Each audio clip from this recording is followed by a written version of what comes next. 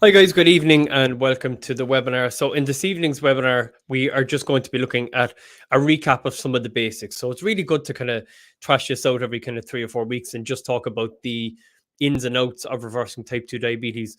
I saw a post earlier on actually, and it really kind of summed it up nicely for me. It was a kind of a silly post, but it really did just kind of bring home how we should deal with type 2 diabetes, how we should consider foods like bread and rice and pasta.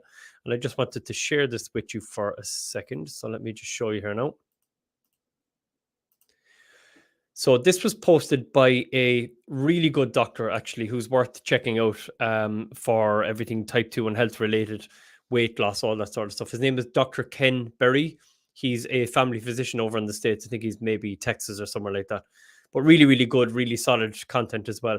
But he shared this earlier on Facebook, and that was bread is sugar, rice is sugar, pasta is sugar, fruit is sugar, and cereal is sugar. So we have a lot of this kind of differentiating of, well, whole grain is better than white, and brown is better than white pasta. And, bread is okay in moderation, rice is okay in moderation. Incorrect. These are all sugar. So if we look at the chemical composition of carbohydrates, they are chains of sugar holding hands. So bread is sugar, rice is sugar, pasta, fruit, and cereal are all sugar. And it makes no sense to differentiate between, white bread and brown bread and 10 spoons of sugar. Essentially, at the end of the day, these are all the same thing. They all boil down to sugar in your blood. I've covered this before in a lot of our online content on our Ready Care Control program. But if you look at the glycemic response of these foods, a lot of really good work was done by Dr. David Unwin in the UK, who showed that in order to get a patient's blood sugar levels as high as they would go after a bowl of porridge or oatmeal, if anyone is listening from Canada, you would have to feed that patient 14 spoons of sugar. In order to get the patient's blood sugar levels as high as they go after a white bread sandwich or a brown bread sandwich for that matter, you'd have to feed them anywhere from 10 to 8 spoons of sugar. Not a whole lot of difference between the two. Now, if you move away from carbohydrate-based foods, and this is the key point here I want to get across, all digestible carbohydrates are metabolized as sugar. So the reason I say digestible is just because if anyone listens to this and they don't know the ins and outs about metabolic health, they might think, well, not all carbs turn to sugar because fiber isn't digested, so it doesn't turn to sugar. And that's correct. So what I mean by that is if you have a bowl of cornflakes, let's use cornflakes as a really good example here. A bowl of cornflakes has about 60 or 70, maybe even more grams of carbohydrate in it. It has 2 grams of fiber, which is hilarious because a lot of the boxes for these things will say a great source of fiber. And great is a very subjective word. All Bran, for example, is a great source of fiber and it has about 4 grams of fiber. It's an average source of fiber. An avocado would have double that, just for a comparison. So if you look at the cornflakes with, say, for example, 80 grams of carbs. Now, I use 80 because when I filled the bowl to the level that I would usually fill it to, it came up to about 80 grams of carbs. When I used to eat cornflakes and porridge and things like that, cereals. So the 80 grams of carbs minus the 2 or so grams of fiber that's in it, which is just not even worth mentioning really, but leaves you with 78 grams of carbohydrate. Every single molecule of that is turning to sugar in your blood. It is the only possible way the human body can digest carbohydrate is to break it down to glucose. And if you look at the chemical composition, do this later on just for the crack. Although that's my idea of fun and maybe not everyone else's, but look up a starch molecule and then look up a sugar molecule. So if you look up a sugar molecule or a glucose molecule, which are essentially the same thing, you'll see the chemical composition of it. And then if you look at a starch molecule, you'll see loads of those same sugars joined together, because carbohydrates or complex carbs are essentially chains of sugar holding hands. So we know this now. It's more than obvious. We've known this for a long time, actually, but we didn't realize the damage that having high blood sugar levels was doing. So if you get one molecule of sugar, we call that glucose. So that's blood glucose, blood sugar, same thing. One molecule, one chain of carbohydrate, and we call that glucose. If you put 2 of them together, and if that's glucose and fructose, we call that sugar, table sugar. So table sugar is one molecule of sucrose and one molecule of glucose. Sorry, one of glucose and one of fructose, excuse me. And then if you get 3 or more chains of glucose all together in a row, So this is chains of sugar in a row, and this is well documented in the literature. If you get 10 chains of sugar together in a row, we call that a complex carbohydrate, and we tell people that it's great for you, even though we know that it boils down to sugar in the blood. So there's been a lot of reasons why this sort of understanding has been downplayed, and we've said, well, once it's low calorie, it's fine, and once it's low fat, it's fine. But the game is up. I mean, the game is absolutely is up. That's the final nail in the coffin. Has been the last few years of knowing exactly how type 2 diabetes develops. So if you are diabetic and you're eating carbohydrates, and I spoke to one of my patients about this earlier on, I won't say who he is or who she is, but the patient said to me, look, it's not really the end of the world. My blood sugar levels are a little bit better than they were. They are going up to 13 or 14 every now and again, but for the most part, I'm much better. My A1C was 90 and now it's down to 50. And that's not too bad, is it? And I said, look, honestly, if we're going to be totally straight here, you are damaging your small blood vessels every time your blood sugars go over 10 or 11. You are. You absolutely are. There's no denying that. So when your blood sugar levels go up to those levels, you are damaging small blood vessels in your feet, your eyes, your toes, your hands, your genitals, your heart, your kidneys, and your liver.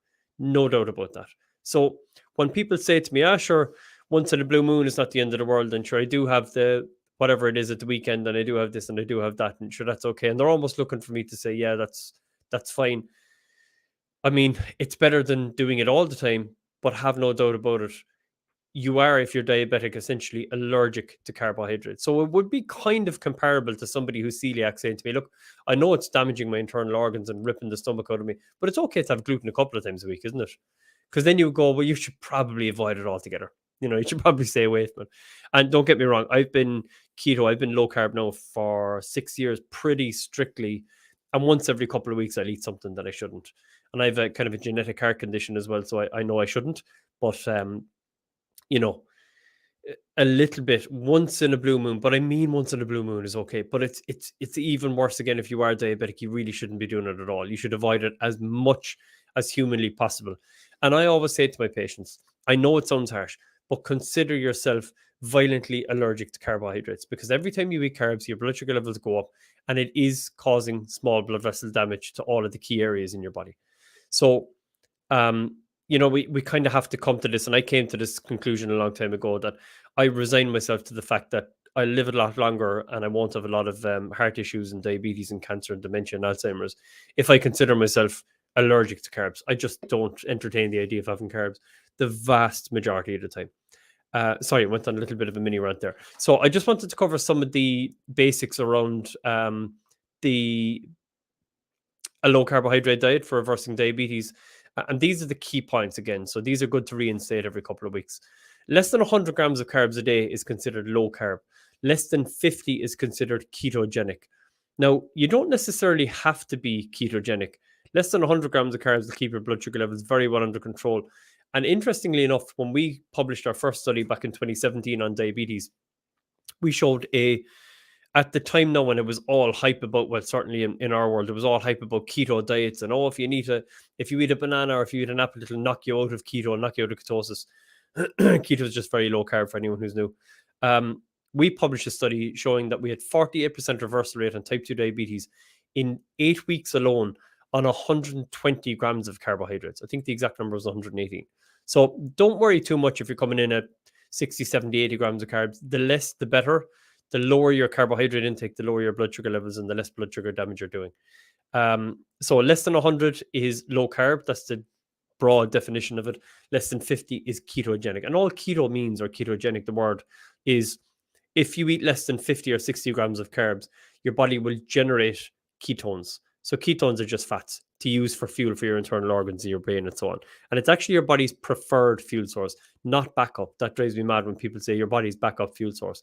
We use ketones 95% of the time if we look back at our evolutionary past as our fuel source. Because if you think about it, what would you have if you didn't have supermarkets, shops, if a bomb went off and there was no shops or anything around, nothing like that again, and you had to fend for yourself? You'd have meat, you'd have fish, you'd have seasonal fruits and vegetables, although we wouldn't have a whole lot of them here in terms of fruits in particular. So you would be by definition on a ketogenic diet most of the time. And in nature, when fruit is seasonal, you probably have 10 months of the year where you have absolutely no fruit and little or no carbohydrates as well. So you can see this as well. There's evidence of this in our evolutionary past when you look at what's known as positive nitrogen isotoping. So basically, they can look at bones and things like that and see how much nitrogen was going through, which is a proxy for protein. So protein is coming from meat-based sources. And we know now that humans were, for the most part of our human evolution, the vast majority of it, in fact, we were what is referred to as hyper carnivores. 95% plus of our diet was meat. So, we can't make this assumption that we ate some carbs through our evolution. We ate very little carbs, actually. But the point I'm making here is if we didn't have any carbs most of the year round, we had to have a fuel source that we were running on in the form of ketones. So one of those cavemen that you see when they're depicted, and they usually get it pretty right, you can see they have abs, they have big kind of shoulders, they're big, strong looking, not the prettiest looking, but they were very, very strong. And you'd see a reflection of that in the modern day remote tribes around the world. They tend to have abs showing, little or no teeth problems because they're always chewing on meat, and that's very good for you, and so on. So we had ketones as a default fuel source. Now, interestingly, if you look at babies as well, newborn babies, they're in ketosis all the time. They're running on fat and protein. So if you look at the breast milk is a little bit of lactose, naturally occurring sugar, and then you have mostly saturated fat with a little bit of protein. So they're running on fats, essentially. That's what causes helps the developing brain to grow. So this idea that you have some sort of a backup fuel source that you can use if you put yourself into ketosis is not true. You're actually referring back to your reverting was the word I'm looking for. Reverting back to your body's default and preferred fuel source, which is using fat for fuel. Next key point here is that all carbohydrates turn to sugar. This is why I started at the top of this short podcast by just saying fruit is sugar, pasta is sugar, bread is sugar, potatoes is sugar, bananas are sugar. They are all sugar by a different name because all dietary carbohydrates turn to sugar.